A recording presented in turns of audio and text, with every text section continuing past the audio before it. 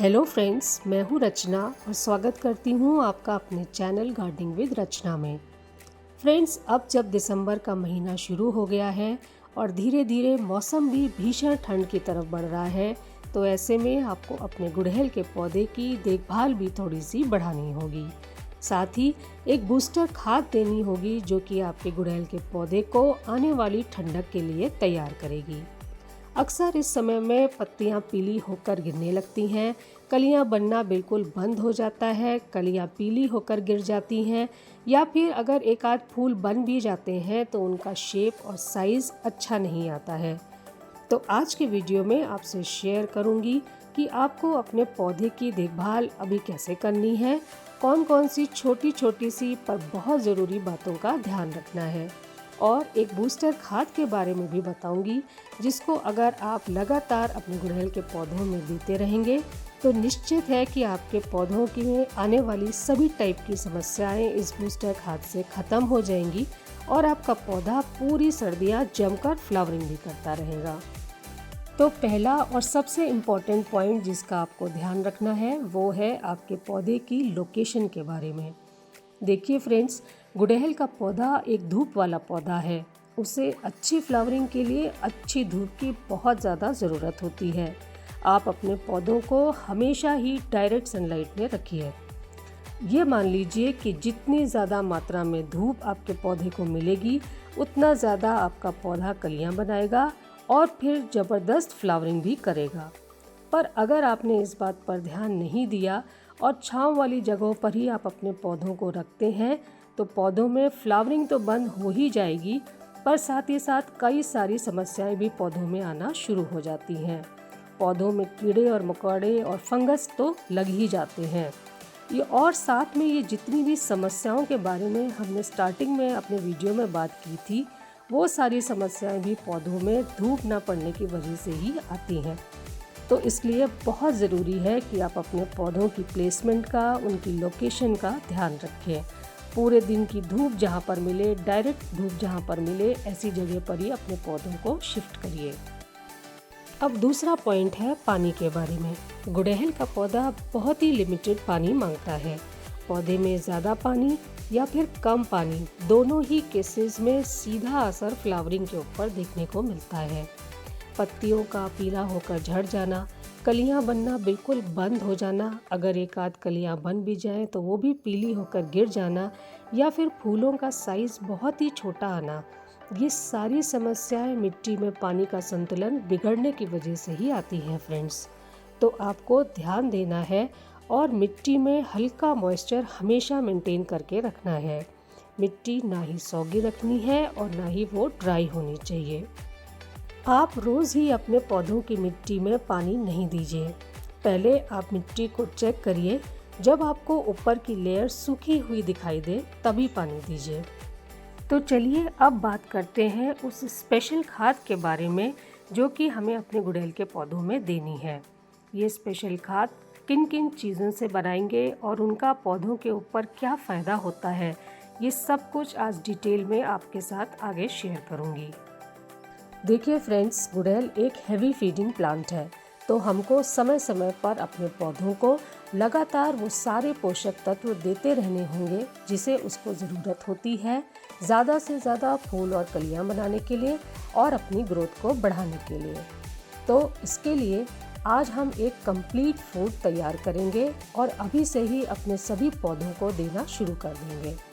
जिन चीज़ों से आज हम ये खाद तैयार करेंगे उनमें से कुछ चीज़ें आपको महीने में सिर्फ एक बार देनी होंगी और कुछ चीज़ें हर हफ्ते ही अपने पौधों में देनी होंगी।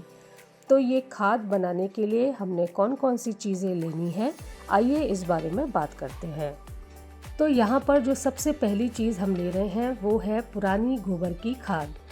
देखिए फ्रेंड्स, मैंने जो अब तक अनुभव किया है उसके हिसाब से जो ये गोबर की खाद होती है ये सभी सर्दियों वाले पौधों में बहुत ही बढ़िया रिजल्ट्स देती है। ये एक बहुत ही स्ट्रॉन्ग, बहुत ही इफ़ेक्टिव खाद है जो कि पौधे की ग्रोथ और फ्लावरिंग दोनों में ही बहुत ही बढ़िया तरीके से काम करती है। तो आप कोशिश करें कि हमेशा ही अपने सर्दियों वाले पौधों में पुरानी गोबर की खाद का इस्तेमाल ज़रूर करें। पर अगर आपके पास गोबर खाद अवेलेबल नहीं है तब आप वर्मी कंपोस्ट का इस्तेमाल भी कर सकते हैं। महीने में एक बार जब आप गोबर खाद अपने गुड़हल में दे देंगे तो पूरे महीने ये भारी मात्रा में नाइट्रोजन तो प्रोवाइड करेगी ही, साथ ही और भी सभी ज़रूरी पोषक तत्व भी पौधे को प्रोवाइड करती रहेगी। तो 10 इंच के गमले के लिए यहाँ पर मैं 2 से 3 मुट्ठी गोबर खाद ले रही हूँ। अब जो अगली चीज़ मैं इसमें ऐड कर रही हूँ वो है 2 चम्मच चाय की पत्ती की। चाय की पत्ती नाइट्रोजन का रिच और नेचुरल सोर्स होती है फ्रेंड्स। इसमें भारी मात्रा में नाइट्रोजन पाया जाता है जो कि पौधे की ग्रोथ को बढ़ाने में काफ़ी मदद करता है। प्लस इसमें टैनिक एसिड भी पाया जाता है जो कि मिट्टी को हमेशा ही एसिडिक, भुरभुरी और उपजाऊ बनाकर रखता है। अब जो नेक्स्ट चीज़ मैं इसमें ऐड कर रही हूँ वो इस क्लाइमेट चेंज के टाइम पर गुड़हल के पौधों के लिए वरदान होता है फ्रेंड्स, और वो है ये एप्सम सॉल्ट। एप्सम सॉल्ट यानी कि मैग्नीशियम सल्फेट गुड़हल के पौधों में आने वाली आधे से ज़्यादा समस्याओं पर बहुत ही बढ़िया तरीके से काम करता है। इसको देने से पौधों में फोटोसिंथेसिस का प्रोसेस बहुत फास्ट हो जाता है, जिसकी वजह से पौधे की ग्रोथ बहुत ही तेज़ी से बढ़ने लगती है। पौधे की पत्तियां खूब हरी और चमकदार हो जाती हैं। पौधों में पत्तियां पीले होने की समस्या, कलियों का पीला होकर गिर जाने की समस्या, दोनों पे ही एप्सम सॉल्ट बहुत ही अच्छे से कंट्रोल करता है।